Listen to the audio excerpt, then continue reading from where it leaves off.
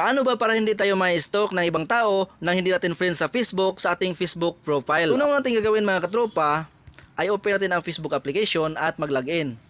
Pagkatapos punta tayo sa ating Facebook profile at makikita natin itong mga tropa, itong 3 dots. Click natin. Tapos i-click itong activity log mga katropa. At dito mga katropa makikita natin ang your post. At i-click natin itong manage your post. Pagkatapos mga katropa, natin itong all mga katropa, itong box sa all. At automatic na ma-highlight at ma-check itong mga box dito sa gilid. Tapos i-click natin itong 3 dots mga katropa dito sa baba, 3 dots. At i-click natin itong change audience. Tapos i-click ulit ang change audience mga katropa. At ilagay natin dito sa friends mga katropa. Click itong friends. So ang makakikita lang ng ating mga post ay ang ating mga friends sa